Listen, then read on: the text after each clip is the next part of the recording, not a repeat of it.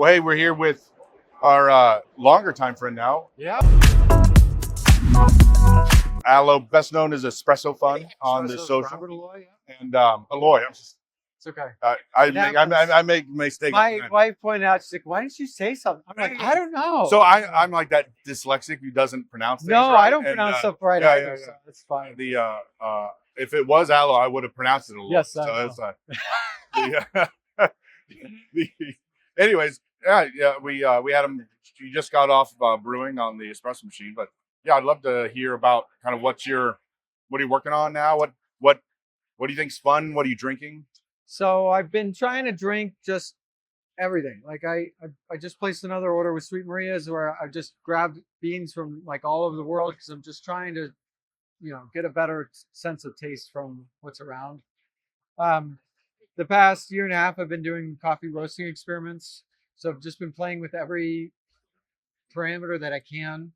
So like one of the fun parameters I tried was, you know how you can grind directly from like frozen, like Yeah. people freeze their roasted coffee beans.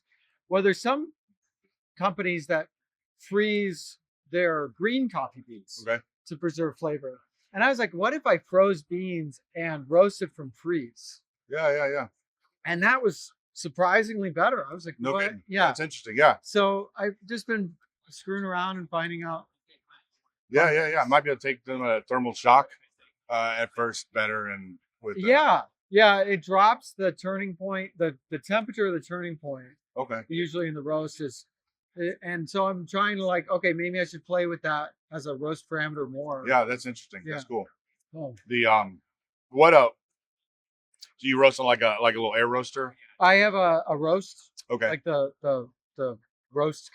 Roast. Yeah. From Europe. So it's like a proper drum roaster. Yes. Electric drum. Those are. They lent me a roaster. I've been using it because it's very data intensive. Absolutely, like, that'd be into great. that. Yeah. And so like 1 kilogram. No. Yeah, I don't even know. 500 grams. It's 50 to 200 grams. Okay. What's funny is I was like, I usually roast like a pound or more than a pound a week. Like I'm gonna have to do multiple roasts, but the roasts are pretty fast. Okay. So it's a fun. Yeah. No, we played with one and just have never. We have a couple like air roasters in the office, but their roaster has stood out in terms of its temperature probes, its ability to duplicate what you would do on like a bigger roaster. Like it can really translates well. So so of all the coffees that you bought around the world, are there any that were surprised you? That were I don't know, like a diamond in the rough from like a region or like the Indian coffees are really coming. Okay, Indian. Okay. Yeah, I mean, what's funny is like 2 or 3 years ago, somebody reached out with some Indian coffee, and I was like, oh yeah, like let me try it, and it was good. But like now they're starting to show up in like at coffee shops, and like Sweet Maria's has been selling like Indian coffee that's like even the monsoon coffee that's sold. Yeah, they're doing a better job. Like the monsoon Malabar. Yeah. Monsoon Malabar. But they're doing a better job with that. Because I was talking to a friend about that. Like, what do they need? What are they doing different? He's like, oh, they're using drying beds instead of the how they were drying it before. Yeah. And that changed the profile. Yeah, absolutely. It would be less less dank or get less of those kind of wet processed bad flavors. Yeah. So well, that's cool. And then you're still doing espresso machines, doing. I thought I'd be done with it after my last book, but I've still been like tinkering. Like Decent came out with new shower screens, and new diffusers, so I've been playing around with those. Is that the 2.0 shower head? Yeah, it's the 2.0. And then the diffusers, those like the dimpled diffusers? Yeah, they had dimples and freckles. So I haven't done any of those. I like the dimples. The dimples, the dimples stick out, the freckles poke in. They both stick out, but the dimples, only the parts that stick out have holes in them. The freckles, there's holes all around. Okay. Right. So so far in my test that the dimples have shown to be better. Okay. So, in terms of taste, or are there any taste? Okay. I mean, what's funny is like my profile is optimized to where my extraction yield isn't changing. You know, there's not much changes going on. Yes, It's all taste. that's in the end what matters Yeah. most, anyways. Yeah, usually the extraction yield's a guide to make sure like I'm like mostly in that range. Or I think that's the surprising part about doing like some of the baked roasts that I've been doing is like you can mess up a roast and it's okay. Like you're like, it's kind of drinkable. Yeah, or yeah, like yeah. just dump it in. How long do you consider roasting into the baked phase? I don't know. I mean, I think it's funny is I was having trouble with that, understanding what taste that was. Yeah. And then I was hanging out with Valerian at boot camp, and he was like, here's some coffee. Like he put out a couple defect coffees. I was like, here's baked. And I was like, oh, okay. Like Willem Boot? Yeah, oh, yeah. He knows tremendous amount of coffee. Right. So, but just having that clarity on like, okay, this is what baked means, and then going back and like, he's like, you're not making your baked coffees long enough, right? Like you have to extend you have to hold the development time and hold basically like a zero rate of rise for like 5-10 minutes. Okay. So then I did a few of those to make sure like this is baked. I can make baked coffee. Okay. So you're thinking 15 to 20 minutes total roast time? Yeah, something or like that. Okay, yeah. And then like now you're getting some really baked stuff. Yeah, and I think that used to be, remember Folgers like slow roasted coffee? I think baked was a way to take particularly bad coffee and remove those flavors as well. But yeah, it is an interesting phenomenon. The it definitely takes away any light roast characteristics. Well, and I took a roast. I took a one roast and I held the temperature, the bean temperature at a couple different levels, and then I went on Instagram. I said, tell me what was my final temperature for these 3 roasts. But I held them for so long that everyone thought the darker roast was like at like 220 Celsius. It was at 200 or something like that. Like so if you hold the temperature for long enough, you can darken the beans, but the flavors in there. Darken the outside. Do you find that when you grind it, it looks still lighter on the inside, or is it? I can't remember if I did grind those. Was it lighter on the inside? No, I think it was still like the color was through. Okay. But it was just we're so like color dependent on roast. Yeah.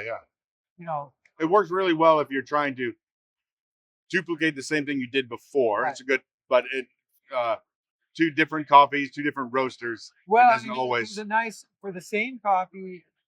For most roast profiles, the same end temperature will give you the same color. Yeah. Like especially the same profile, same coffee bean, the final bean temperature will be the same color. Okay. And so I've been using like 212 Celsius as my end temperature to try to control coffee color in my experiments, because I can easily have a coffee that's like a little bit lighter, a little bit darker, and that's the reason why I don't like the taste. Yeah. You think does it lose any bean mass on that baking? On the baking, no, I think the baking didn't lose much more. Okay. Mass, you know. Anyway, it's interesting. It's just producing piles of data. Yeah. Well, as a used to roast, for a wholesale roaster cafe, you try not to spend much time in making defects. So it is nice when somebody else is like, oh, I'm going to break coffee, for lack of a better word, over and over and over again, and learn stuff from it. And to me, it could be really helpful for. Well, that's why I usually like when I have an idea, I'm like, I want to try something that I think will improve the roast. I also try the opposite. Yeah. Because I have 3 points. I have your baseline, something better, something worse potentially, and then sometimes I'm surprised. You know, like oh, this shouldn't have turned out the way it was. Yeah. So like I did a recent roast where I used the same profile, and then I slowed the internal. So there's 2 fans on the roast. There's an exhaust and there's an internal heater fan. So I slowed the heater fan, or I sped up the heater fan. And I was expecting, my hypothesis was slowing down the internal heater fan would improve flavor. But it turns out they both improve flavor. So now it means, or my theory now is that they improve part of the roast. They each improve part of the roast. Yeah. So now I need to do a test to see, like, do this change only for the dry portion of the roast, of the Maillard or the development phase, right? Yeah. And pinpoint, like, is there a specific part that it's affecting better than the rest? So those are some of some of these tests just take a while. Yeah, and it's always fun to have wild hair of an idea, and then having those. You try to have this grand unified model of coffee where you can Right. you make a prediction and then that plays out. So when you make a prediction and then everything is counter, that I mean, probably then when you're like, oh, I need to dive deeper into this, and Right. Well, like one of the things that I wasn't testing so much was the drying phase. Okay. So the dry Maillard and the development phase for anybody who doesn't. And I didn't pay much attention to the dry phase. So then I started tweaking with the dry phase, and then I started tweaking like the fan speed. I started tweaking inlet temperature, and I was finding all sorts of things that I was like, I didn't realize the dry phase had this big of a. So even like how you dry the coffee. Yeah, that could make in terms of like I can see how that would change as you store green coffee and as its latent moisture starts to lose, right? You might have to tweak even then your drying phase, and that's changing. So that's super interesting. Well, cool. Is there anything else you want to talk about, or No. are you going to be here today and tomorrow? Just today. Okay. Running around all over. Good. Were you here yesterday or just here today? No, Today. I got here Okay. last night. Wow. So it's yeah. Get home to the family. That's Go home to the family. Come to the most important booth. We appreciate you. Yeah. First hour of the day. Yeah. So, but I like that. So Well, good. You don't get too burnt out, exhausted. Yeah, Yeah. I mean that's kind of what. Yeah. And thankfully we have coffee. I know. Yeah. I'm like trying not to drink too much. No. Well, hey, thanks. Thank you very much. Yep. See you next time. Yes.